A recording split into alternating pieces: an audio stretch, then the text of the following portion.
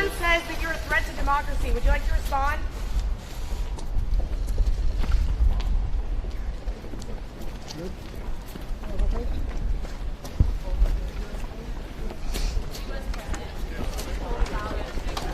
U.S. press only.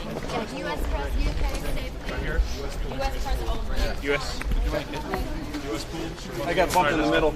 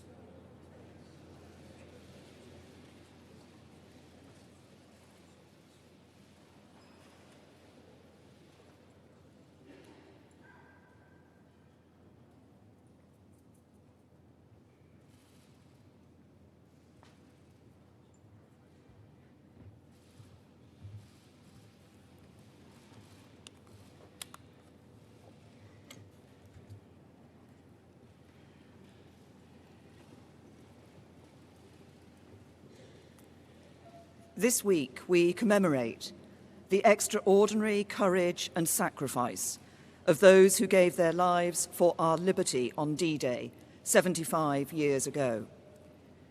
As leaders prepare to gather here from across the world, it is fitting that we begin with a celebration of the special relationship between the United Kingdom and the United States, enduring partners who stood side by side on that historic day and every day since.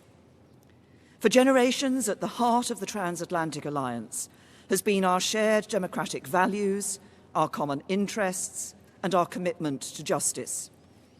It is that unity of purpose that will preserve the deep-rooted ties between our people and underpin our nation's security and prosperity for the next 75 years and beyond. So I am very pleased to welcome the President of the United States of America on this state visit to the United Kingdom. For the past 2.5 years, the President and I have had the duty and privilege of being the latest guardians of this precious and profound friendship between our countries. As with our predecessors, when we have faced threats to the security of our citizens and our allies, we have stood together and acted together. When Russia used a deadly nerve agent on the streets of our country, alongside the UK's expulsions, the President expelled 60 Russian intelligence officers, the largest contribution towards an unprecedented global response. And in Syria, when innocent men, women and children were victims of a barbaric chemical weapons attack. Britain and America, along with France, carried out targeted strikes against the regime. Since we spoke about NATO during my first visit to the White House, we have maintained our support for this crucial alliance.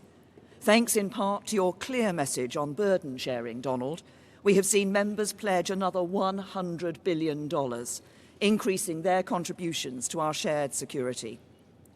And I'm pleased to announce that NATO will soon be able to call on the UK's Queen Elizabeth-class aircraft carriers and F-35 fighter jets to help tackle threats around the world. Today, we've discussed again the new and evolving challenges to our security, our values, and our way of life. We share the same view about their origin and our objectives in meeting them. But, like prime ministers and presidents before us, and no doubt those that will come after, we can also differ sometimes on how to confront the challenges we face. I've always talked openly with you, Donald, when we have taken a different approach, and you've done the same with me. I've always believed that cooperation and compromise are the basis of strong alliances, and nowhere is this more true than in the special relationship. Today, we've discussed again the importance of our two nations working together to address Iran's destabilizing activity in the region and to ensure Tehran cannot acquire a nuclear weapon. Although we differ on the means of achieving that, as I've said before, the UK continues to stand by the nuclear deal. It is clear that we both want to reach the same goal. It is important that Iran meets its obligations, and we do everything to avoid escalation, which is in no one's interest. Recognising our nations as safer and more prosperous when we work together on the biggest challenges of our time, I also set out the UK's approach to tackling climate change and our continued support for the Paris Agreement. And we also spoke about China, recognising its economic significance and that we cannot ignore action that threatens our shared interests or values. As we've deepened our cooperation on security, including our joint military operations and our unparalleled intelligence sharing, so our economies too are ever more tightly bound together. Every morning, 1 million Americans get up and go to work for British companies in America, and 1 million Britons do the same for American companies here. Our trading relationship is worth over £190 billion a year, and we're the largest investors in each other's economies, with mutual investments valued at as much as $1 trillion. Mr. President, you and I agreed the first time we met that we should aim for an ambitious free trade agreement when the UK leaves the EU. And from our positive discussions today, I know that we both remain committed to this. I'm also sure that our economic relationship will only grow broader and deeper, building on the conversations we had and the ideas we heard from UK and US businesses when we met them earlier today. Tomorrow, we will sit down in Portsmouth with our fellow leaders to reaffirm the enduring importance of the Western Alliance and the shared values that underpin it. And as we look to the future, in the years and in the generations ahead, we will continue to work together to preserve the alliance that is the bedrock of our shared prosperity and security, just as it was on the beaches of Normandy 75 years ago. Mr. President.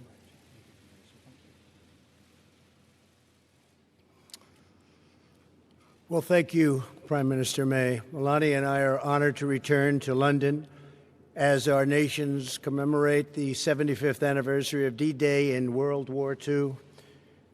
We want to thank Her Majesty the Queen, who I had a lovely dinner with last night, a fantastic person, fantastic woman, for so graciously inviting us to this state visit. It was very, very special. Our thanks as well to Prime Minister and Mr. May for the warm welcome they've given the First Lady and me as we remember the heroes who laid down their lives to rescue civilization itself. On June 6, 1944, tens of thousands of young warriors left these shores by the sea and air to begin the invasion of Normandy and the liberation of Europe and the brutal Nazi occupation. It was a liberation like few people have seen before. Among them were more than 130,000 American and British brothers in arms. Through their valor and sacrifice, they secured our homelands and saved freedom for the world. Tomorrow, Prime Minister May and I will attend a commemoration ceremony in Portsmouth, one of the key embarkation points for the invasion. More than 1.5 million American service members were stationed right here in England in advance of the landings that summer. The bonds of friendship forged here and sealed in blood on those hallowed beaches will endure forever. Our special relationship is grounded in common history, values, customs, culture, language, and laws. Our people believe in freedom and independence as a sacred birthright and cherished inheritance worth defending at any cost. As the Prime Minister and I discussed in our meetings today and yesterday, the United States and the United Kingdom share many goals and priorities around the world. I want to thank the people of the United Kingdom for their service and partnership in our campaign to defeat ISIS. As we announced a few months ago, ISIS's territorial caliphate in Syria and Iraq has been completely obliterated, defeated. The United Kingdom is also a key partner in NATO. The Prime Minister and I agree that our NATO allies must increase their defense spending. We've both been working very hard toward that end, and we are very current, and some of them are not. We can't allow that to happen, but I appreciate everything you've done in that regard. We expect a growing number of nations to meet the minimum 2% of GDP requirement. To address today's challenges, all members of the alliance must fulfill their obligations. They have no choice. They must fulfill their obligation. Among the pressing threats facing our nations is the development and spread of nuclear weapons. Perhaps that's our greatest threat. The United States and the United Kingdom are determined to ensure that Iran never develops nuclear weapons and stops supporting and engaging in terrorism. And I believe that will happen. In protecting our nations, we also know that the border security is national security. Today, the Prime Minister and I discussed our thriving economic relationship. Both countries are doing very well, and participated in a roundtable with industry and business leaders. I can say probably the biggest business leaders anywhere in the world. Our nations have more than $1 trillion invested in each other's economics. The United Kingdom is America's largest foreign investor and our largest European export market. That's a lot of importance. As the UK makes preparations to exit the European Union, the United States is committed to a phenomenal trade deal between the U.S. and the UK. There is tremendous potential in that trade deal. I say probably 2 and even 3 times of what we're doing right now. Tremendous potential. 75 years ago this Thursday, courageous Americans and British patriots set out from this island toward history's most important battle. They stormed forward out of ships and airplanes, risking everything to defend our people and to ensure that the United States and Britain would forever remain sovereign and forever remain free.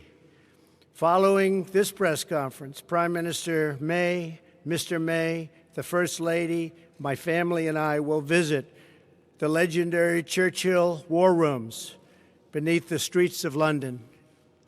I look forward to that. In his famous speech on this day in June 1940, Prime Minister Churchill urged his countrymen to defend our island, whatever the cost may be. As we mark this solemn anniversary of D-Day, we remember that the defense of our nations does not begin on the battlefield, but within the heart of every patriot. Today, let us renew our pledge, engraved at the American Cemetery in Normandy and inscribed by President Dwight Eisenhower in St. Paul's Cathedral, right here in London, that the cause for which they died shall live. Prime Minister May, it's been a true honor.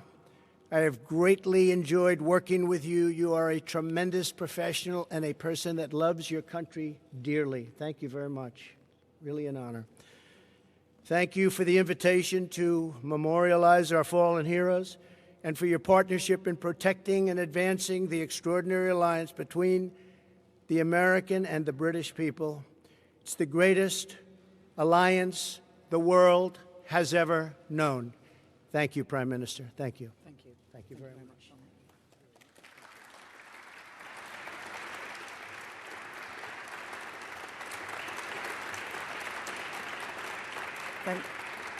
Thank you. Now we're going to take 2 questions from the UK media and 2 questions from the American media.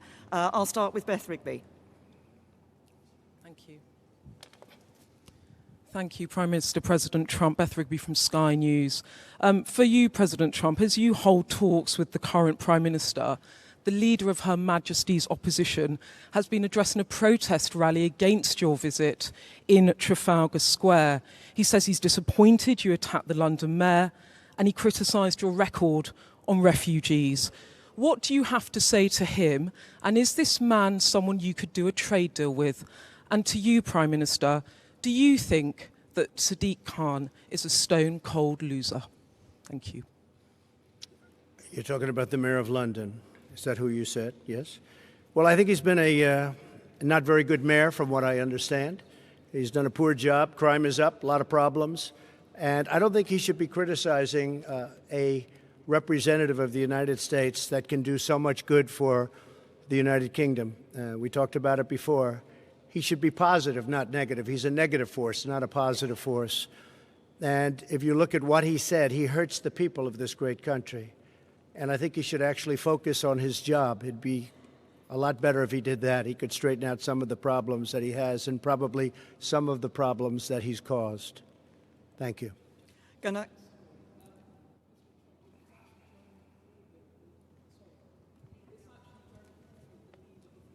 Jerry, yes, he wanted to meet with me, and I told him no. Yes. Well, I don't know Jeremy Corbyn. Never met him. Never spoke to him. He wanted to meet today or tomorrow, and I decided that I would not do that. I think that he is, from where I come from, somewhat of a negative force. I think that people should look to do things correctly as opposed to criticize. I really don't like critics as much as I like and respect people that get things done. So I've decided not to meet. As far as the protests, I have to tell you, because I commented on it yesterday, we left, the Prime Minister, the Queen, the royal family. There were thousands of people on the streets cheering. And even coming over today, there were thousands of people cheering. And then I heard that there were protests. I said, where are the protests? I don't see any protests. I did see a small protest today when I came, very small. So a lot of it is fake news, I hate to say. But you saw the people waving the American flag, waving your flag. It was tremendous spirit and love. There was great love. It was an alliance. And I didn't see the protesters until just a little while ago, and it was a very, very small group of people put in for political reasons. So it was fake news. Thank you. And I would say to both the Mayor of London and to Jeremy Corbyn, the discussions that we have had today are about the future of this most important relationship between the US and the UK. As the President described it, the greatest alliance the world has seen. It is this deep, special relationship and partnership between the United States and the United Kingdom that ensures our safety and security, and the safety and security of others around the world too. And it is this relationship that helps to ensure there are jobs that employ people here in the UK and in the United States, that underpins our prosperity and our future. That is a relationship we should cherish. It is a relationship we should build on. It is a relationship we should be proud of. Mr. President, would you like to... Big, and this really is a very big and important alliance. And I think people should act positively toward it because it means so much for both countries. It means so much, and it's been so good. Steve Holland. Yes, go ahead, Steve. Thank you, Mr. President. Thank you. Is that on? There. What is your current view on Brexit, sir? Should Britain leave the European Union if there is no agreement by October 31st? And for the Prime Minister, what would be the ramifications for the UK if there is not a deal? Well, I don't like to take positions in things that I'm not, really. I understand the issue very well. I really predicted what was going to happen. Some of you remember that prediction. It was a strong prediction made at a certain location on a development we were opening the day before it happened. And I thought it was going to happen because of immigration more than anything else, but probably it happens for a lot of reasons. But I would say, yeah, I would think that it will happen, and it probably should happen. This is a great, great country, and it wants its own identity. It wants to have its own borders. It wants to run its own affairs. This is a very, very special place, and I think it deserves a special place. And I thought maybe for that reason, and for others, but that reason it was going to happen. Yeah, I think it will happen. And I believe the Prime Minister's brought it to a very good point where something will take place in the not-too-distant future. I think she's done a very good job. I believe it would be good for the country, yes. And from my point of view, I believe it is important for us to deliver Brexit. We gave that choice to the British people. Parliament overwhelmingly gave the choice to the British people. We should now deliver on that choice. I continue to believe that actually it's in the best interests of the UK to leave the European Union in an orderly way with a deal. I think we have a good deal. Sadly, the Labour Party and other MPs have so far stopped us from delivering Brexit and that deal. But we will, but obviously this is an issue that is going to continue here in the UK. I think the important thing is we deliver Brexit, and once we're out of the European Union, we will be able to do what we've been talking about today and develop not just that free trade agreement, but a broader economic partnership into the future.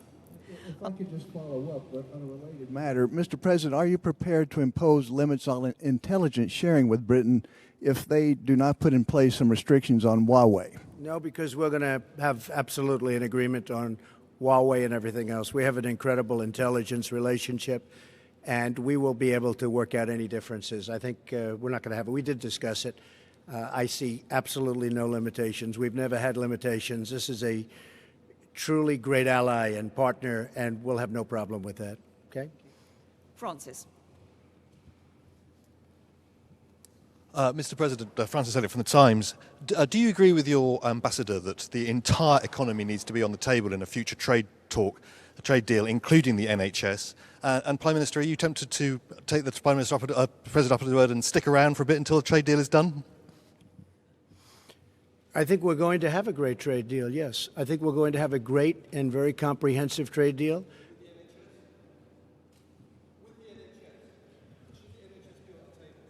I can't hear him. What? It's the National Health Service. He says, should the National Health Service be on the table? Look, I think everything with the trade deal is on the table. When you're dealing on trade, everything's on the table. So NHS or anything else, or a lot more than that. But everything will be on the table, absolutely. Okay. But the point about making trade deals is, of course, that both sides negotiate and come to an agreement about what should or should not be in that trade deal for the future. And as regards your second question, Francis, nice try, but no. Look, I'm a woman of my word. Mr. President, would you like to? John, please. Mr. President, thank you. Mr. President, domestically, in recent days, Mexico has stepped up apprehensions and deportations of Central American migrants. That's good. This could possibly be in response to your threat of tariffs. Has Mexico Not possibly be. Has Mexico done enough to avoid tariffs, which will be imposed in some 6 days from now? No, we haven't started yet. But the threat is out there. Yeah, the threat is out there, but we haven't really started yet. No, this will take effect next week. And what 5%. And what do you think of Republicans who say that they may take action to block you imposing those tariffs? No, I don't think they will do that. I think if they do, it's foolish. There's nothing more important than borders. I've had tremendous Republican support. I have a 94% approval rating as of this morning in the Republican Party. That's an all-time record. Can you believe that? Isn't that something? I love records. But we have a 94% approval rating in the Republican Party. I want to see security at our border. I'm going to see great trade. I'm going to see a lot of things happening, and that is happening. And as you know, Mexico called. They want to meet. They're going to meet on Wednesday. Secretary Pompeo is going to be at the meeting, along with a few others that are very good at this, and we are going to see if we can do something. But I think it's more likely that the tariffs go on, and we'll probably be talking during the time that the tariffs are on and they're going to be paid. And if they don't step up and give us security for our nation, look, Millions of people are flowing through Mexico. That's unacceptable. Millions and millions of people are coming right through Mexico. It's a 2,000-mile journey, and they're coming up to our border. And our Border Patrol, which is incredible, they're apprehending them. But our laws are bad because the Democrats don't want to pass laws that could be passed in 15 minutes, that could be passed quickly. In one day, it could change. But even beyond the laws, Mexico shouldn't allow millions of people to try and enter our country. And they could stop it very quickly. And I think they will. And if they won't, we're going to put tariffs on. And every month, those tariffs go from 5% to 10% to 15% to 20% and then to 25%. And what will happen then is all of those companies that have left our country and gone to Mexico are going to be coming back to us. And that's okay. That's okay. But I think Mexico will step up and do what they should have been done. And I don't want to hear that Mexico is run by the cartels and the drug lords and the coyotes. I don't want to hear about that. A lot of people are saying that. Mexico has something to prove. But I don't want to hear that they're run by the cartels. You understand. You report on it all the time. A lot of people do. That would be a terrible thing. Mexico should step up and stop this onslaught, this invasion into our country, John. And Prime Minister May, you tried 3 times to get a deal on Brexit.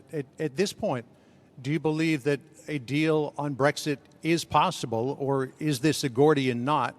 President Trump says that you didn't take his advice in terms of negotiation.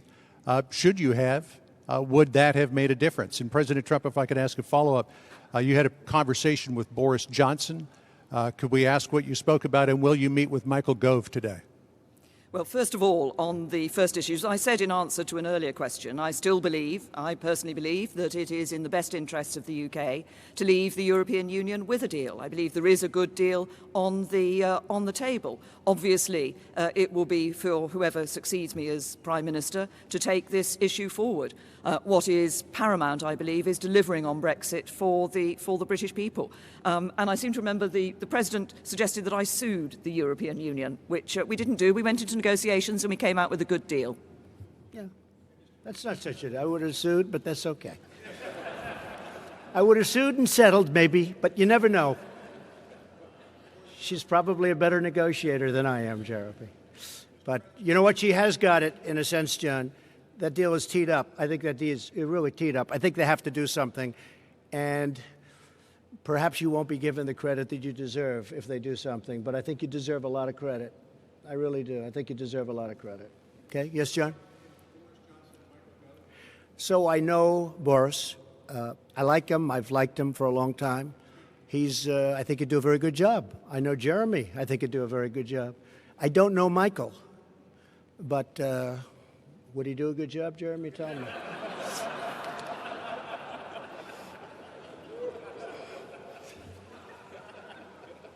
Okay? Good. Thank you very much, everybody. Thank you. Thank you very much.